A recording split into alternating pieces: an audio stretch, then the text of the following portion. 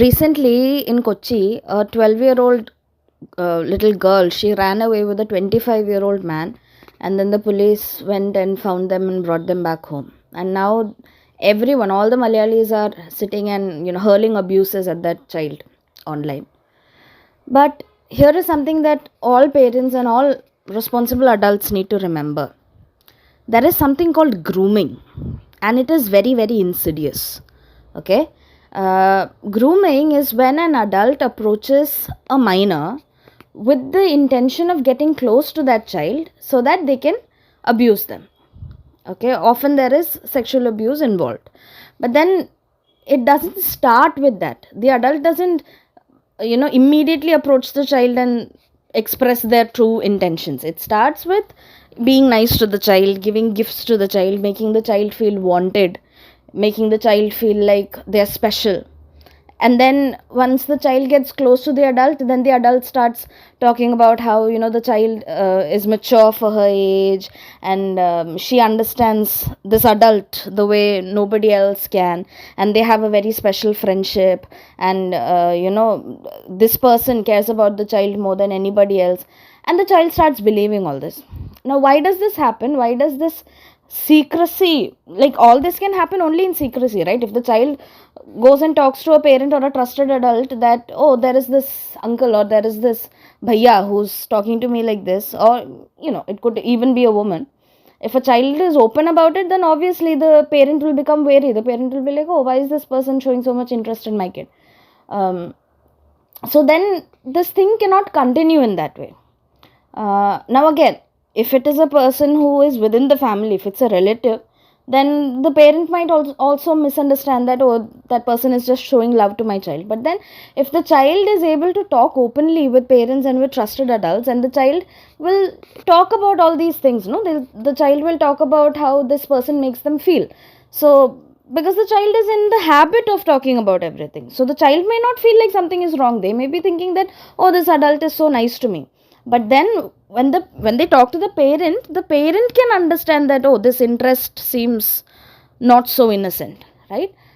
So why does grooming occur? It occurs because there is an element of secrecy, because children are not used to talking to their parents. Children don't talk to their parents about their friends, so why would they talk about an adult who's suddenly showing them attention, right? Why would they talk about what an adult is saying to them? So when parents don't have a connection with children, then this kind of grooming, it's very easy for it to occur. So the point here is not to sit and abuse children who make such mistakes, right? It is not to crucify them for a lapse in judgment, because they're children. Children's brains are not entirely developed, which means that there will be many lapses in judgment. That is their right, in fact. It is their right to make mistakes. It is the parent and the community's job to protect them. And for that, we have to get close to our children. We have to talk to them. We have to form a deep bond, a deep relationship with them, to the point that the child wants to talk about everything that happens during the day. When a child is close to their parents, once they get home from school, they'll talk about everything that went on in school. They'll talk about their friends, they'll talk about their teachers, they'll talk about the people they've met. So it becomes easy for the parent to keep an eye on them. But then if the parent is someone who's constantly obsessed about their own worries, the parent is like, maybe there is spousal conflict within the house, maybe the parent is just too frustrated and too stressed out to really pay attention to the child. So as a very small child, when this kid comes to the parent and tries talking to them, the parent brushes them off, the parent doesn't show interest, the child stops talking. Then when this kind of thing occurs, when grooming occurs, then the parents are like, oh, we didn't know, teachers are like, we didn't know. It's because the child didn't want to tell you about it. Why didn't the child want to tell you about it? Because every time you talk to the child, it is either to advise them, or to criticize them, or to scold them, or to create a big fuss over little things, to crucify them for their mistakes. There are no happy moments with your child. There are no fun moments. There are no moments where you put everything aside and you can just connect with your child. If that is not there, then why would the child open up about what is happening in their lives? So if we want to keep our children safe, like increasing restrictions is not the way to protect them. The way to protect them is to increase our bond with them, is to create a positive bond with them, is to make them feel special and valued and loved within the house.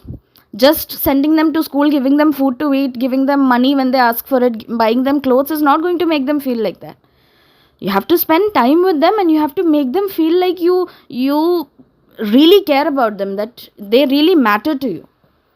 Then it becomes habit for the child to reveal whatever is going on within in their lives. That is why, when we talk about grooming, it's not enough to just talk about how to like restrict our children, how to keep them away from everybody else in the world. Isolating your children, the more you isolate them, the more they'll find ways to escape. Of course, restriction has its place in in society, in raising children, but then it shouldn't be the only tool you use when you try to keep your children safe. The most important tool is positive connection.